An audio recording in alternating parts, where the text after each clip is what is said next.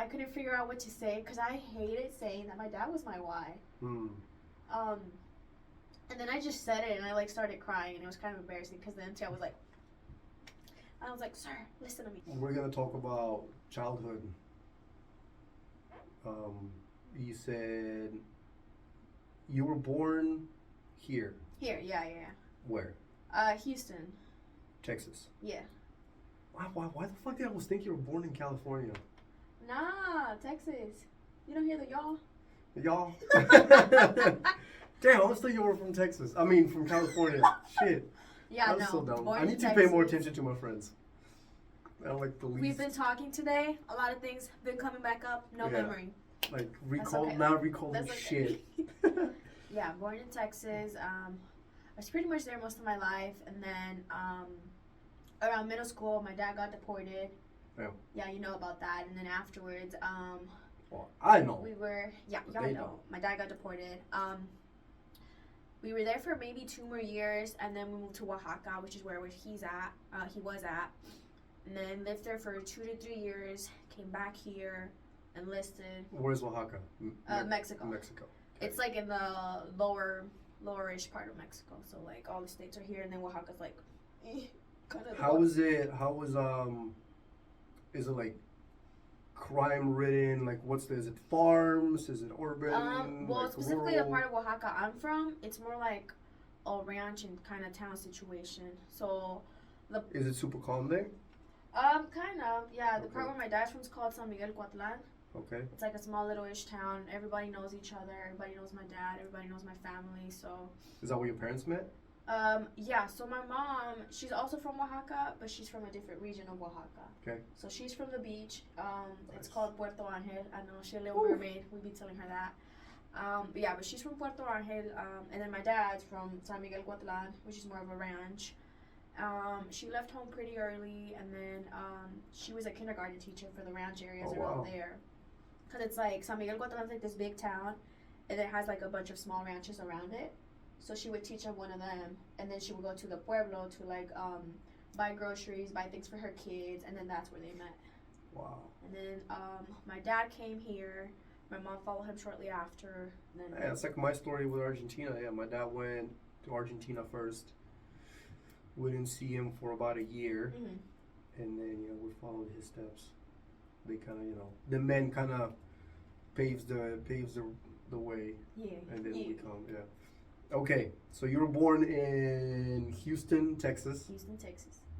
Go ahead. Talk to me about your childhood. Well, let's see. I don't really Still a child. She's only 19 years old. A child, still growing. Yeah. But yeah, I mean, we're like in the. I don't want to say we're in Houston, because we're like a little bit out of it, kind of Harris County. That's what it's called. Okay. So it's not right in the city, and then the area where we live, a lot of old people live there. So it's kind of nice. It's kind of like secluded and stuff. But yeah, we just grew up with like my dad. He had a tire business. Nice. So he would sell tires. My mom would go with him, and then we would just go along with them. So whenever I remember we'd go to Cleveland. It's what it was called. I think it's like 30, maybe 40 minutes from home. We would leave like at 4 a.m. We would stop to get kolaches, donuts, and then he would always get whoopie pies at the gas station. What the hell is that? It's like a little. I don't know how to describe it. Whoopie pies? Whoopie pie. It's called a whoopie pie. Google it. It's okay. It kind of tastes like a Twinkie. It's like something would give you diarrhea. Whoopie Oh wait, no. There's a story. There's a story with it. It's like a little piece of bread. It has like filling and another piece of bread. What kind of filling? Just like cream filling. I don't know. Oh, okay. White looking filling.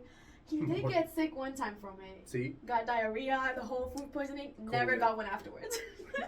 But we would go like on Saturdays. He would always grab a whoopie pie. We'd grab kolaches, drive there. We'd be snoring the whole way. He'd be over here. Let me silence this real quick. I don't know why the camera, like the brightness keeps changing. I wonder if it has to do with this. Let me just leave it like that. Maybe the brightness will stop changing. Yeah, but we would go get tires in the morning and then come back, chill a little, and then we would just go with them when they would drive. And then I remember our weekends were kind of fun. We're kind of religious back then, so Sundays we'd go to church and then go to a restaurant and then go to the flea market. Because Latinos in the flea markets, they love their flea markets. Like, we love the discounts, we love the food, we love the junk stuff. We there. Yeah, so we were there pretty much, and then after my dad left, things got a little bit more like simple because it was just my mom working now, so she was. How old were you when he got deported? It was 2014, I think. I don't even remember because my sister brought it up the other day, but And you were born.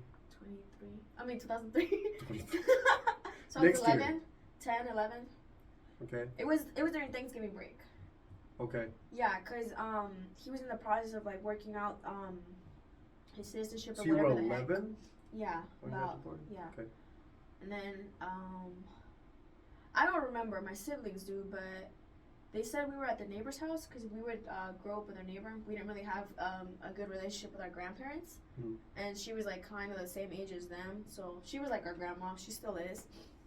We just visit her, and then we were with her actually. I think I can't remember whatever the heck my mom was doing, but we got the call that my dad was at the immigration center. Something went wrong. He got detained, and he was gonna go to Oaxaca. Damn. Yeah. So How much time did he spend? Okay, the reason why I ask is because my dad got deported too. How long was he in the detention center before he got deported? I can't remember. I just know he got. I want to say it was like at least a week. That's it? I don't really remember, honestly. There's like certain things in my childhood that I don't remember unless I ask my siblings about it. My dad spent months But in the detention center. I know he got to Oaxaca by Christmas because he spent Christmas with his mom. And that was a guaranteed. So when he got detained, there was no other thing you guys could do to get him out?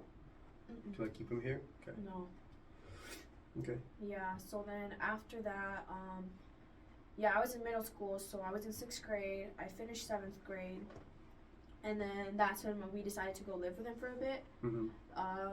So my older sister was supposed to start high school. I can't remember what grade my younger sister was in because it's only us 3. And then we went over there, stayed in Oaxaca for a bit. Things didn't really work out. So then I came back sophomore year of high school. Okay. Yeah. Then after that, So you did some school here, and then you went to Oaxaca to do middle school and oh part of high school. Shit! Yeah, it was pretty messed up because they wanted to. And you have like friends here, the whole thing. Yeah. Jesus. It was pretty awkward. I mean, I was glad my Spanish was good because my mom was like, she wouldn't let us speak English in the house. Oh wow. She was like, if I can't speak it, neither can you. She could understand it. But she was like, yeah, if I can't speak it, neither should you. So we only spoke Spanish in the house. Okay. And then she taught us how to like semi-write, semi-read in Spanish, so we were like pretty okay with it. So then when I went to Oaxaca, I didn't really struggle other than like with the accents and like the little diles, whatever the heck they're called, the marks. Yeah. Yeah. And then history. I struggled with history because I was fucking learning Texan history, and then over American here history. talking about indigenous history, I was like, it didn't make sense. Math ain't math. So how was it? So you're 11 when your dad got deported. Did that like have an impact? Were you close with your dad when you guys were here? Yeah, I don't know if my relationship with him was pretty complicated. I can't remember when I was younger, but I do know we were pretty close. Whenever it was just him that went to tires, I would go with him for the tires, which is why I remember the whoopie pie story. Yeah. Yeah. Yeah, I'm gonna say we were pretty close.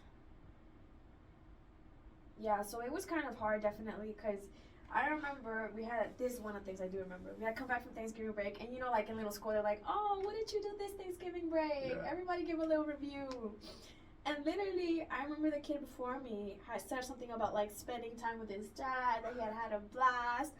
And I didn't want to be like, well, mine got deported, but glad you had a good time, sweetie. So I can't. Read the room, motherfucker. Yeah. I think they asked me, and I was like, I just stayed with my neighbor. Yeah. It was okay. And like, what about your parents? What did you do with them? They're home. Oh my God. Yeah, I'll tell you. So I was in Washington. Mm-hmm. I mean, my whole family was there, and I was in college at the time, dating my right now ex, but yeah, girlfriend then. And I get a call from my girlfriend, and she's like, they took your dad. Oh my god. And I was Oh, she found that before you? yes, I didn't see it. So we all worked in the Oh. same place. I was a maintenance tech at an apartment complex. She was a manager assistant, and then and my dad was also a maintenance tech. You know, so we kind of just worked there. And so I'm getting this call in the middle of the class, and like I'm not answering. Right, it's just ringing. I'm in the class. I'm like, okay, it's calling too many times. Yeah, I was like calling too many times. I was like, okay, something's wrong. So I step out, I answer the call, and she's crying, barely can say any words, you know, like it's all fucking unclear. And I'm like, holy fuck, like calm yourself down. Who took him? What happened? Who? How many? What's going on? And at first, like I hear her cry, and she wasn't saying they took him. Uh-huh. She was like just crying and not being able to say anything. Okay. So I'm like, okay, who hurt my girl? And where do I need to go to find these motherfuckers? You know, like I'm on fucking like mentally, I'm on the mission to go hurt some fools, you know, because they hurt this person that I'm in love with, you know. Right. And then she started like saying it, and I was like, okay, what the fuck's going on? Like, okay, I'm on my way. You know, I go inside, I tell my teacher, hey, I gotta fucking go, there's an emergency. I leave. My mom and my girl, you know, they're fucking crying, and then they're like, they took your dad. I'm like, fuck, who the fuck took my dad? And then find out, you know, later, yeah, it was fucking immigration, all that shit. And then I had to track it down and like find out, you know, where he was at, and go, yeah, find, you know, go talk to him and this and that. But like it hits you hard because now you have to be. I was, how old was I? 18, 19. And it fucking hits you hard because now you have to like grow up from one day to the other to Yeah. be the man, you know what I mean? And that was it. And that was like the last time I mean I got to say goodbye to him like the day that they actually deported him, like months later.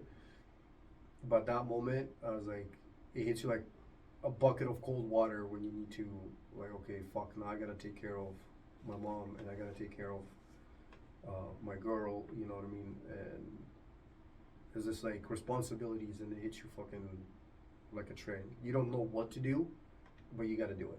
Yeah. You know? And you kind of find out eventually, you know, day by day, you kind of figure it out, just like anything.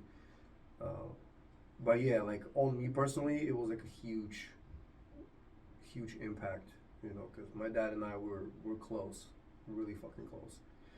And he's like my best friend, you know. We can't, I mean, we talk right now and all that, but not having him, you know, close by. Yeah. I mean, thank God for technology and like all of the shit that we have available Yeah, but it's now. not the same. Yeah, exactly. Like a fucking hug, you know, from your dad, or like an ass whooping from your dad, man. Nothing beats that, you know what I mean? Yeah. He can tell you all this shit that he can over the phone, but personal shit is personal. You know? Yeah. Like, in person, yeah, it's different. So how long has it been? So you were 19, you were 11 when he got deported. Mm-hmm. So 8 years. And I remember we went to see him because we didn't get to say bye to him. right. So we said bye to him over the phone. Mm. I don't remember what exactly. I think it was like more of my mom trying to figure out what role she was going to take now. Mm. Like where was that with the business? What was that going to be with us, money-wise? Yeah, a lot of things for that. And then the summer afterwards, my older sister was the first one to go see him. And then I think I went for Thanksgiving break. Okay. So I got to see him then. I think I was there for like maybe 2 weeks. We hung out, talked a bit, and then I want to say it might have been the summer after where we decided to move there. Okay. Yeah, because I remember we got there like 2 weeks before my birthday, or a week before my birthday. Okay. Because I turned 13, I turned birthday was there. Yeah. Yeah, but it was kind of like tough seeing him. Oh wait, no, we actually saw him one more time because when we decided to move there, my mom wanted to take a few things from here to Mexico, so we went to Matamoros and he met up with us there. Okay. I feel like that's the visit that I definitely remember because I went with my older sister and 2 other family members, which we don't really talk to or get along with, but we went with them because we couldn't go alone because it was by the bus. That was pretty hard because we went to like grocery shopping. He took the few suitcases with him. I remember it was our TV too. Yeah, it was like this big ass TV. A box TV made. Literally, it was like this big ass TV that he took. Yeah, but that was nice. I remember him was like, "Don't be sad. We'll see each other in a few months. It'll be you, Mom, Maggie, Jazz. Like we'll be together now. Like we'll be an actual family." Yeah. So it was pretty nice to see him. So did you think you guys were gonna move there for good? That was the plan. Okay. The plan was leave everything here, say bye to the U.S. for good, go over there, get a career. So, And you had friends here. You had. Yeah, I mean, I don't really have much friends because, like, we're pretty much introverted kids, but we're also, like, you know, so, you know, like, my mom's like, school, focus on school. Yeah. Like, you don't really got time for friends right now. You do, but at school, not outside. Yeah, it's kind of because I moved to Argentina when I was 11. Yeah. So, like, birth to 11, yeah, you make all these friends, but now I don't even, like, remember their faces. Yeah, I don't remember anybody. I really remember people from high school. Yeah. Like my age. Yeah, so, what was I saying? You guys moved to Box TV. Yeah, Box TV, bunch of suitcases. And then, I remember when we got there, I do remember the airport visit when we first got there, because we went from Houston to Mexico City, and then from Mexico City to Oaxaca. Getting on the little, because we were like a little Uber kind of Suburban or whatever. The guy was like, "Have a nice flight." I was like, "You too, sir." And then I was like, "Oh, never mind." And then in Mexico City, I remember us getting cinnamon buns or everything, and my mom was like kind of nervous, kind of exciting. I usually I'll never understand what she went through, because never seeing him from like 2 years to randomly going back to your person, like, I don't know. But I remember he surprised her with flowers. Oh. And then, like, hugged and kissed, and then he hugged my little sister. And then, I mean, me and Maggie, obviously we were fine and sad, but we had seen him before, you know? Right. So it wasn't as hard or, like, as emotional. Yeah. Because you're more like, "Hey, saw you a few months ago. Surprise, shawty." Yeah. And then, I think the plan was for them to stay because my mom built him a house before we were actually moving there, because he was staying at his mom's house. So, we just got, like, another piece of land. Her house is right here. Our house is, like, right here. So she built him a house there, and then, she would, like, send him money, so he had enough. He made a business. He had lands from his dad. So we were pretty stable, and then I think I was planning on joining the military in Mexico. Holy shit. Yeah. I don't know what the heck I was thinking. Yeah, but I was like, yeah, because school's always been enough for me. Okay. You've heard me talk to you about school. Like, I'm gonna get a degree just to get a degree, but I'm not gonna, like, full on, like, "Oh, I love school. Like, let's PhD. Nah. I can't remember what my older sister was gonna do, but she only ended up staying, like, 6-7 months, and she came right back because, she was really struggling with school. She was supposed to go into, I don't know if it was 9th or 10th grade, but they wanted to lower her 2 grades, and that's way too much. Like, you're going to be way behind. I had to do that when I moved here. I was in my last year in Argentina, but then because I got here and I didn't know any English, they had to put me 1 year behind. Yeah. I hate when they do that. That stupid ESL program. Yeah, but she was like, "Yeah, I'm not going to go through that. Like, high school year is pretty important. You're figuring out your whole GPA, your ranking system." So she just came back here. She ended up staying with an uncle for the meantime. So it was just me and my younger sister. Yeah, and then my dad, he made like a little, how do you say it in English? Like a deposito? So alcohol? Like a reserve? I think that's what it's like. I don't know. It's not a cantina, because there's like a difference. But like a liquor shop? Like a liquor store? Like, I don't know. I want to say it's kind of like a cantina, because you sell alcohol, people come in, serve you a beer, drink, leave, get out. A bar? Kind of, yeah. Speakeasy?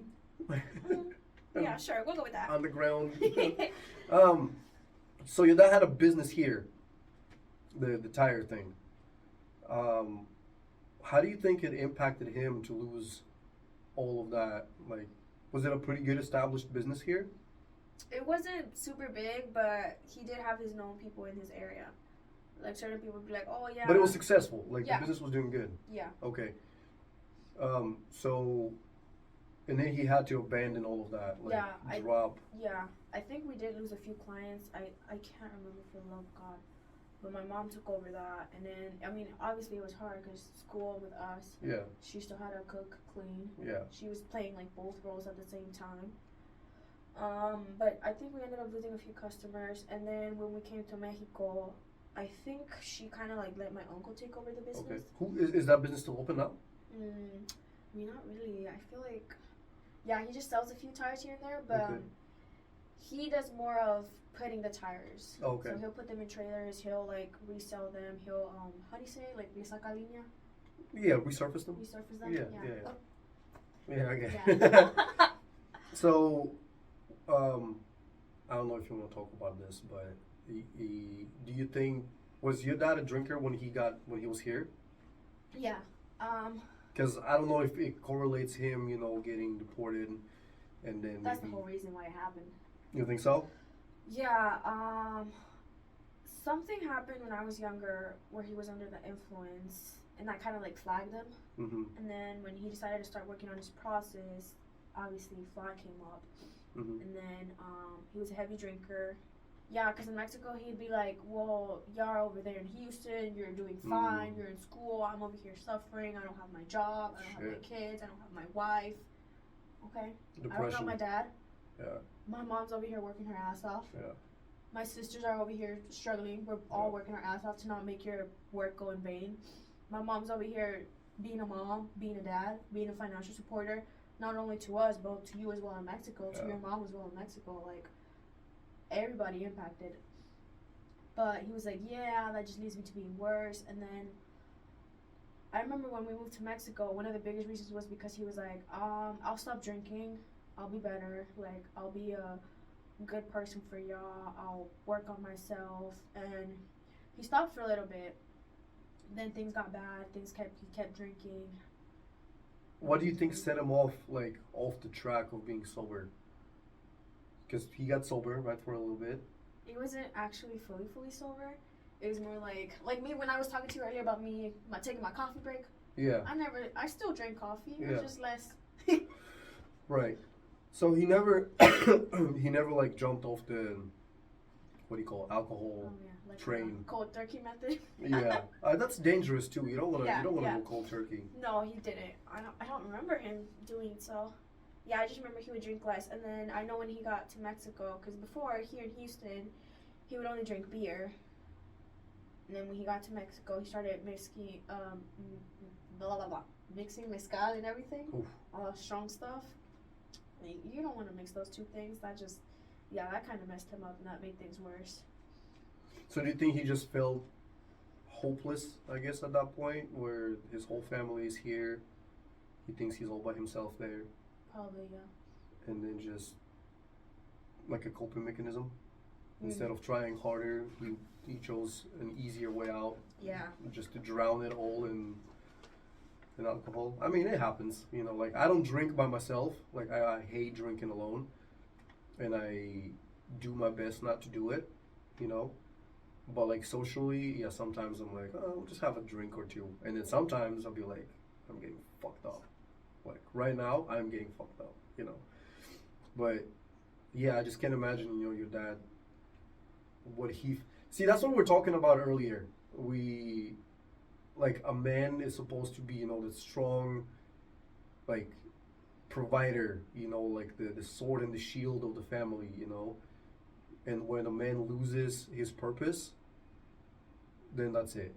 Like, he doesn't feel like there's an exit. And I feel like when your dad lost that, his purpose, lost the business, in a sense, he lost you guys, and that was it. Like, maybe he just gave up. I mean, maybe not, but obviously. I know what you mean, yeah. Yeah, he obviously fucking gave up mentally. Yeah.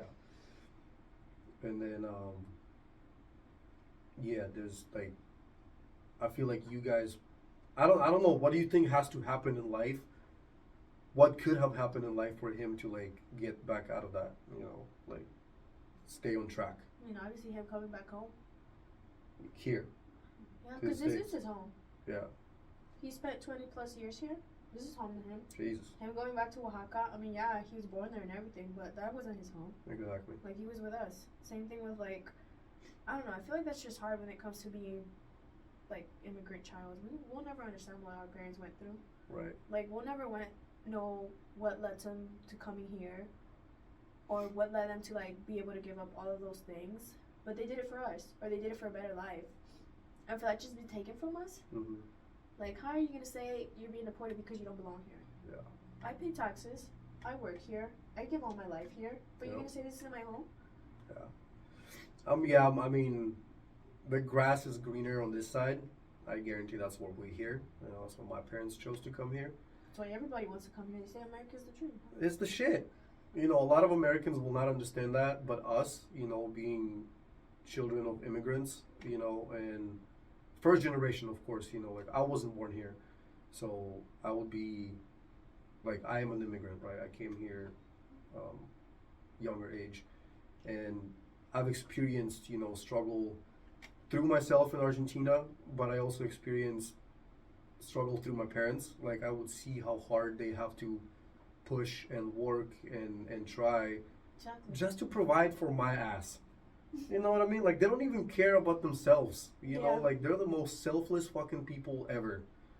You know, and I know my parents. I can call them right now, and I'll be like, "Hey, I'm struggling. I need help. Whatever help it is." And I know my parents are gonna be there. You know, however they can, they're gonna fucking help. And that's what our parents wanted. You know, because they grew up somewhere that they knew is not ideal to raise a child, so they go somewhere else. And then they build this whole fucking foundation for you to stand on, you know. So I feel, and then that shit being taken away from your dad, it's like the rug being pulled away from underneath your fucking feet. Right. Like that shit, like, I get it. I get why your dad, you know, felt that was it, like game over. But at the same time, you know, like, there's always options. Yeah, I don't know.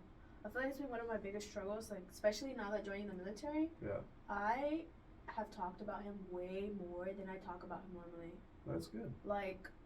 But do you want to do that, or do you feel like you're forced to talk about it? I feel like it's a mix of both. Okay. Like cause I hated talking about him with a passion. Like somebody would say his name, I'd just be like, he's my dad. That's all you gotta know. He's there. He's in my life, somewhat, but he's there. And then like with him passing, I was just like, I want to say I was in denial for the longest time. I feel like I still am low key. Yeah. But anyway, how long has it been? Yeah.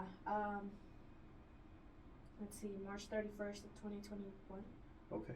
So about a year. Over a year? Over a year. Yeah. Yeah. That's recent. Yeah, it's not too bad.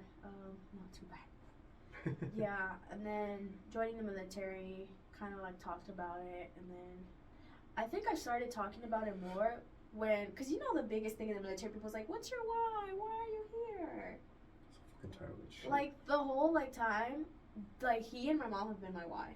Yeah. Like I've joined because I want better for them. Wow. Like I want them. It's like a closed circle. They wanted better for you. Yeah. And now you want better for them. Like I see how hard my mom worked. I've seen all the struggles she's gone through. Same thing with my dad. Like I didn't want me to just be like someone just randomly being by and like, hey, made it.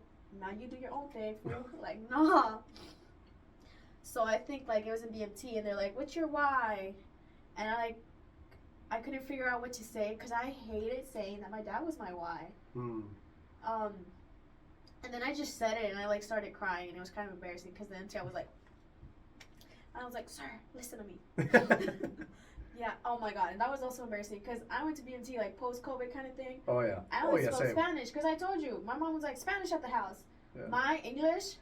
Bad. I was Spanglish for 2 weeks. Spanglish for 2 weeks. The MTs were like, what are you saying? I don't know, fool. I don't know. Yeah, so then that led me talking more about him, and then people just kept asking my why. So at some point I was like, my dad. Wow. And then at tech school, I kind of got close to a few people. I don't really talk to them anymore.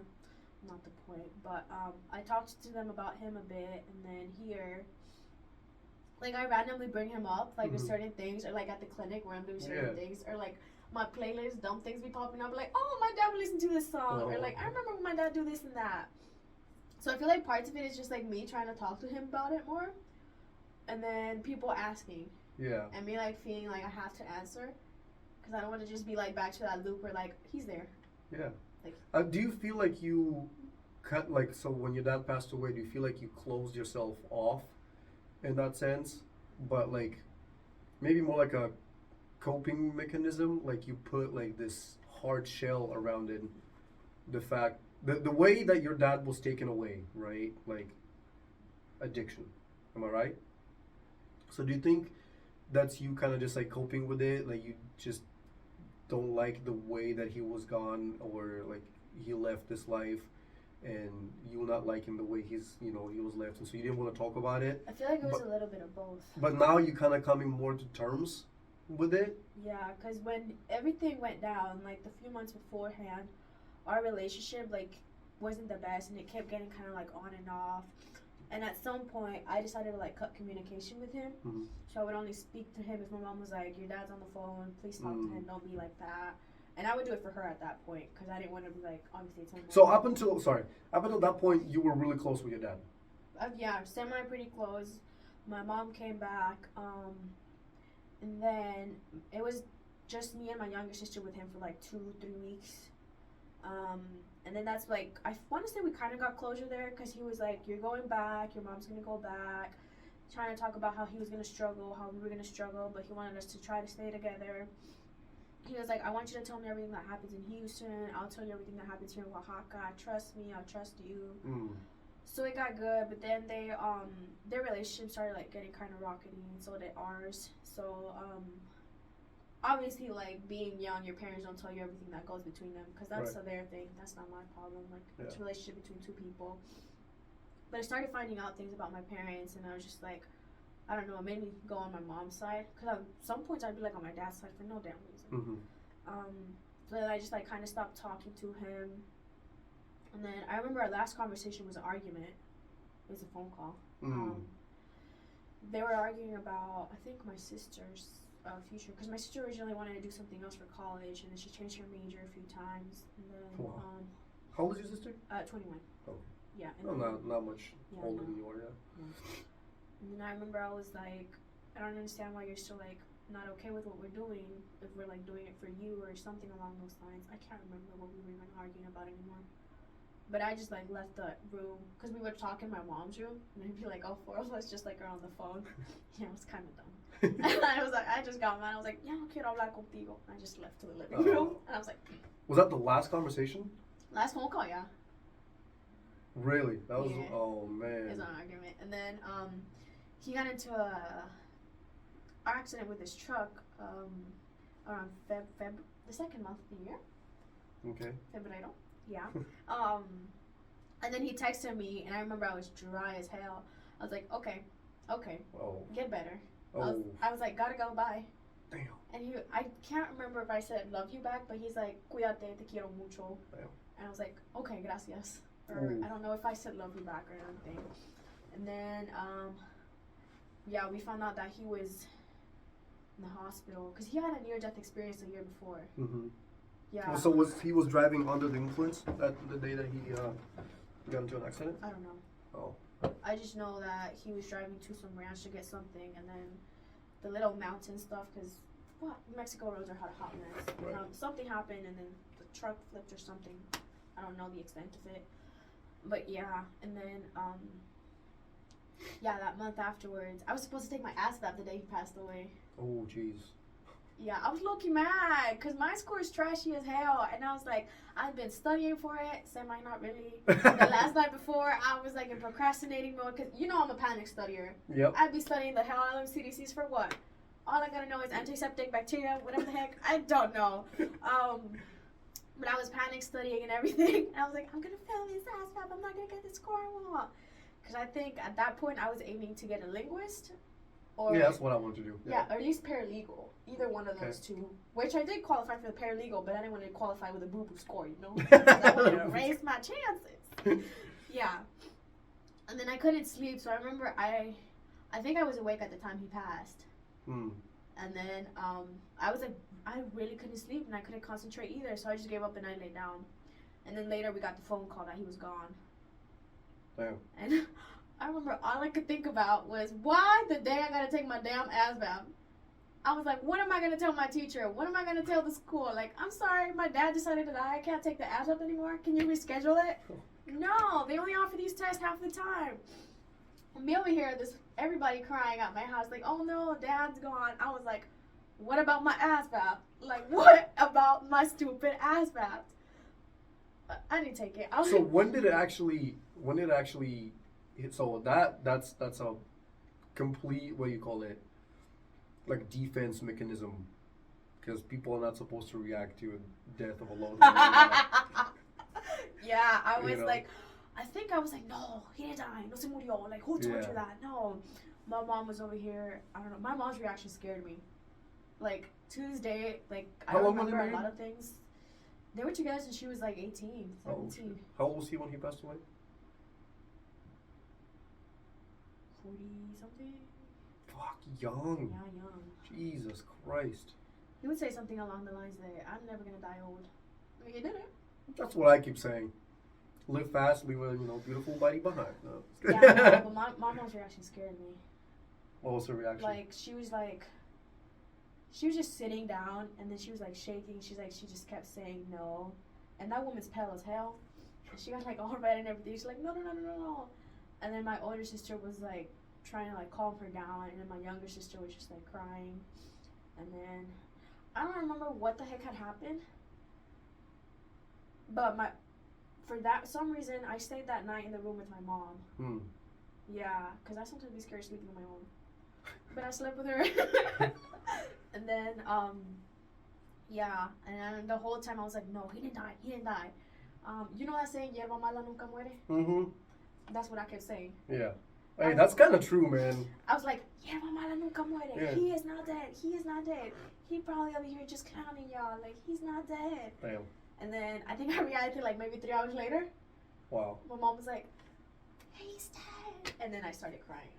Damn. I'm a really bad crier. That's okay. I'm like one of those like dramatic TV criers, like, yeah. Oh! Yeah, so my mom was holding me and I was crying really bad. But yeah, I think I was the last one that reacted. Damn. So how do you feel that? Do you feel like you never got closure? Oh no, I feel like I still haven't gotten closure about it. Yeah, because my older sister was the one that had to go to Mexico. She went. She helped with the funeral. And then she got to see everything, which was pretty hard on her. I'll never understand what she went through.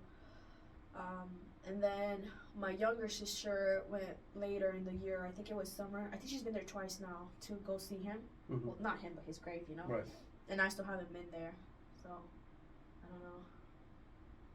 So you never, so you never went back after... I haven't been back to Mexico since 2019. 2018, 2019. You gonna go? Take Friley, you know? Yeah, no, we've talked about it. Yeah, because I've talked to him about this sometimes. I don't know. I hate talking about him with these things. Yeah, you gotta go visit your good old, stomping grounds. Like, yeah, no, I do want to go though. I feel like I maybe want to go sometime next year. Because I need to go see my mom too. I haven't seen my mom in a while. Well, how long? Same thing. Since my whole dad passed away. Yeah. 2021, March. Wow. Yeah. And then Jeez. both of my sisters, I've seen her a few times. My older sister's with her right now. Fuck, I haven't seen my mom in 6 months. I mean, we FaceTime, you know. I mean, it's not the same, but it's like... not. Like, my mom, she's the shit. Like, yeah. my mom is my fucking mom. She's an angel. Yeah. Like, that fucking woman. She has endured so fucking much.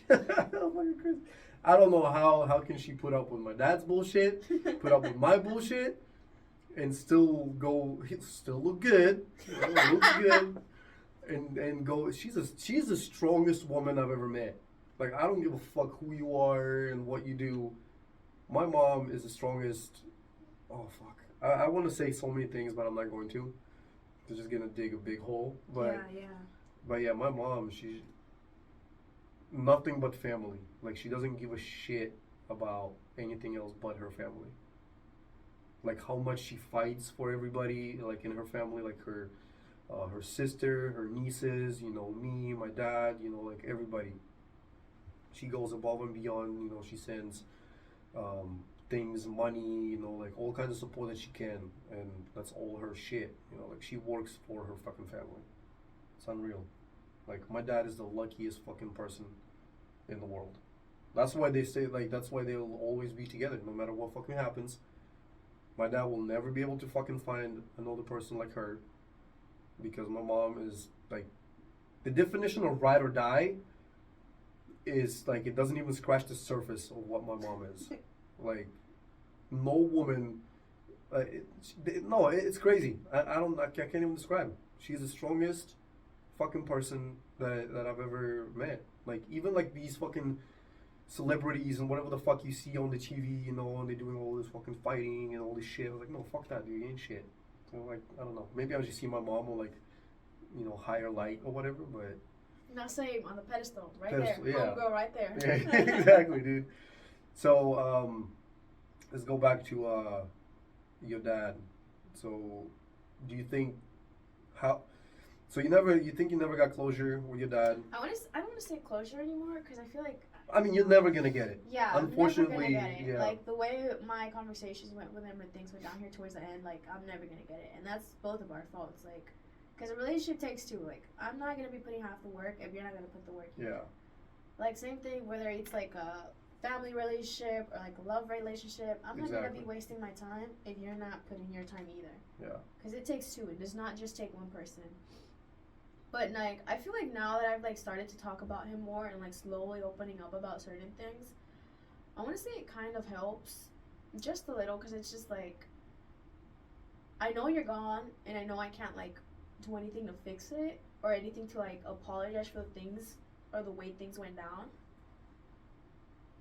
But it's just like kind of like coming to terms with it. Like it happened and okay. Yeah. It is different. Like you talking to somebody, you actually get to hear yourself. It's different than you just thinking about it. You know, like your thoughts scramble no matter what it is.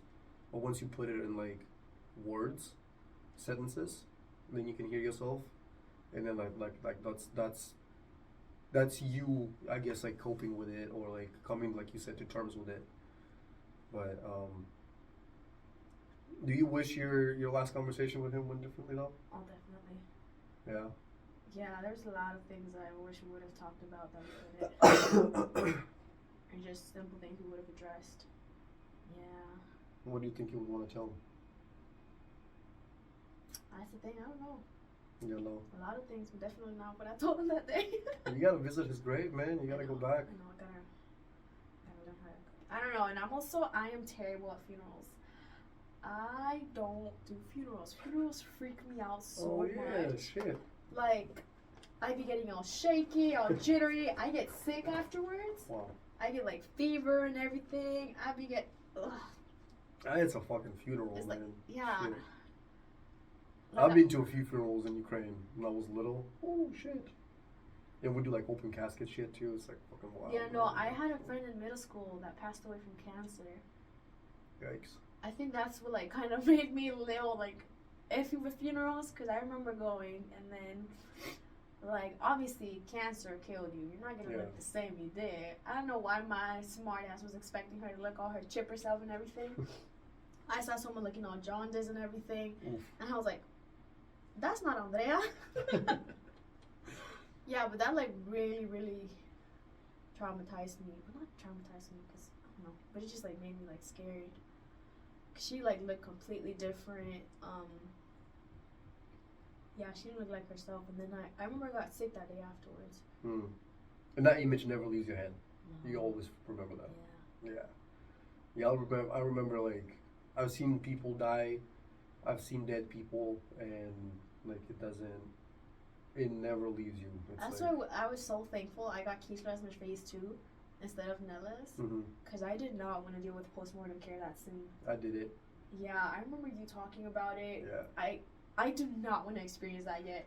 I'd rather stay in the clinic things for like a little bit, learn my job, and then go deal with that. Because I feel like if I would have done it right away while I'm still in training, I would have not been here anymore. Like, I would have sped through those CDCs and retrained as soon as I could have. Yeah, so, well, I mean, we can talk about that. I'll just recap, you know, most of it. But, so we did rotations, right, like clinical rotations at Nellis Hospital. And the best ones were CCU, critical care, multi-care, emergency department, surgery. Those are like the the best ones. But I watched this patient suffer for 4 hours. Terminally ill person, DNR, the whole thing.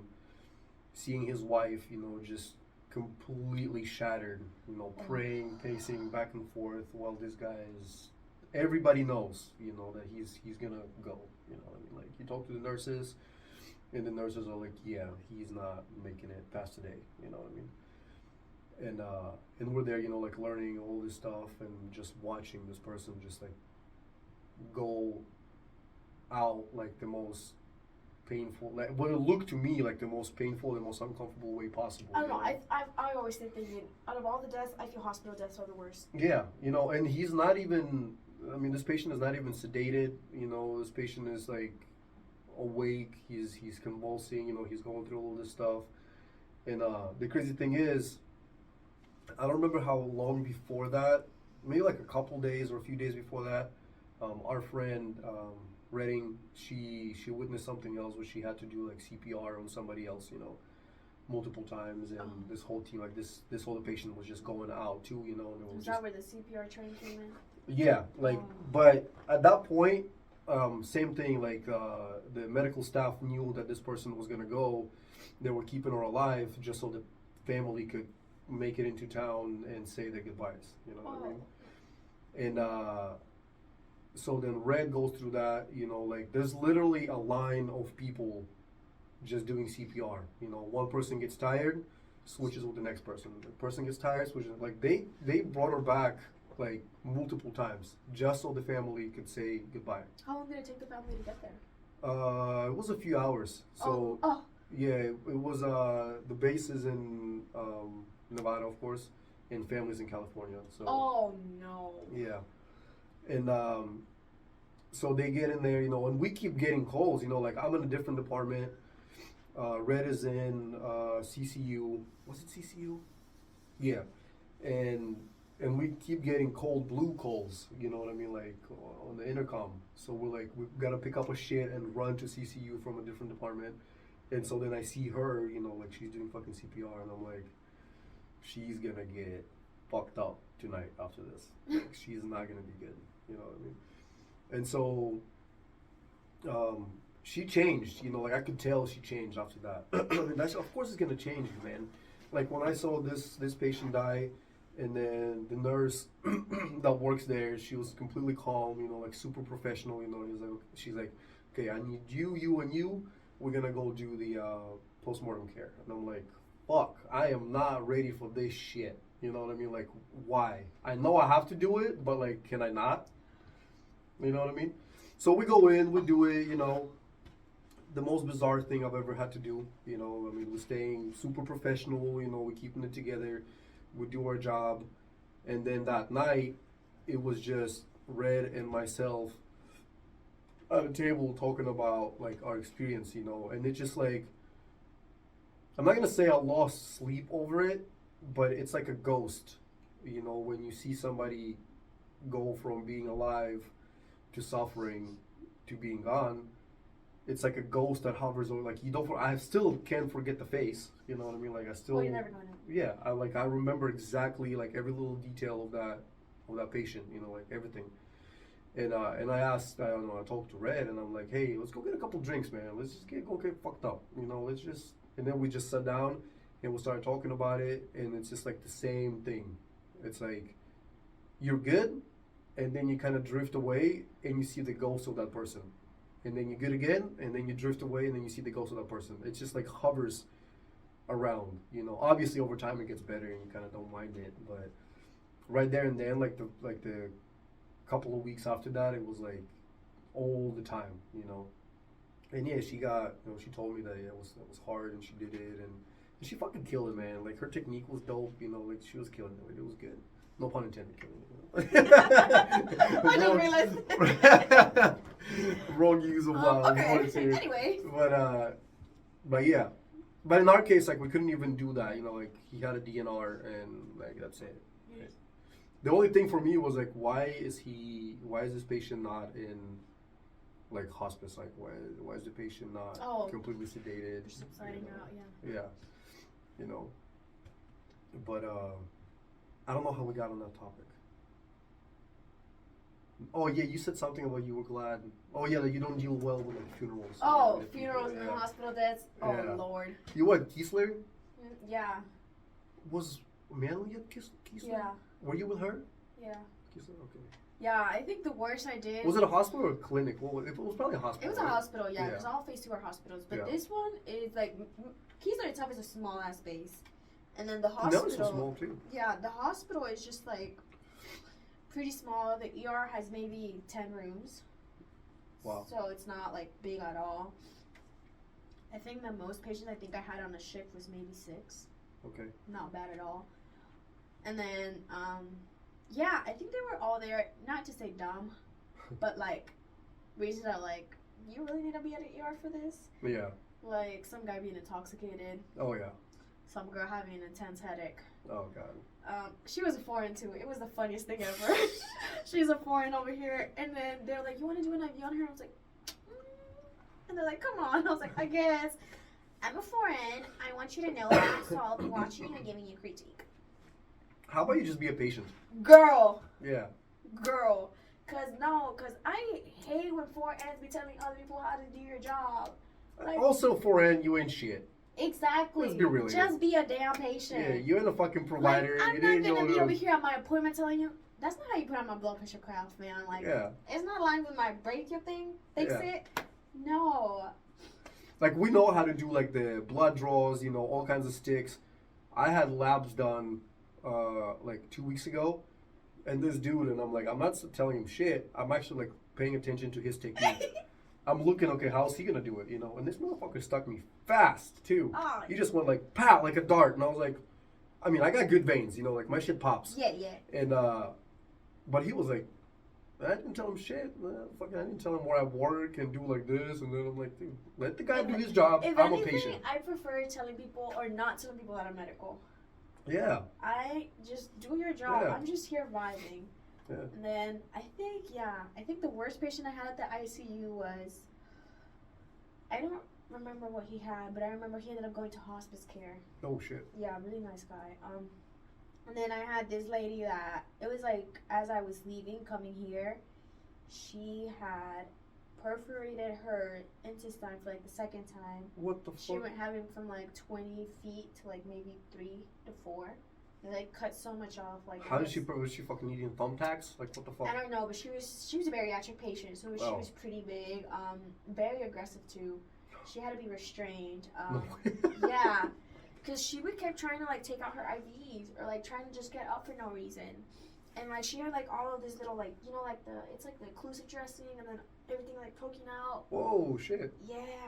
I remember having to be in the room because they wanted to put an IV on her central artery or something. So that was, like, pretty hard. And then her, there was something wrong with the catheter. They had to fix that. This huge lady, like, required, like, everybody in the ICU. Oof. Plus the anesthesiologist all had to be there and help. It was, yeah. It was pretty rough, but that was the worst. Like, Kiesler was fine. Well, I think that should be a different episode. That should be a different, like, phase 2 experiences. That should be a whole new thing. Hold on, let me check the time. Has it really been 55 minutes already? Wow. No, we hold ass through this. Oh, that ain't 30. Yeah, I'm gonna cut it a little bit, but yeah, we can call it. We kind of went through what we were gonna say, childhood thing, and then we just digressed. But yeah, well, appreciate it. This is awesome. Cool. One more in the books. Yay. Thank you so much. All right. Now we're gonna eat some hot chocolate with mozzarella sticks. Well, you gotta go work out. Oh yeah. You gotta earn your chocolate. Yeah, I ain't gonna do shit. I'm just gonna go shower, try to clear out these sinuses, and that's it. All right, Isa, thank you so much. My pleasure. Your pleasure, my pleasure.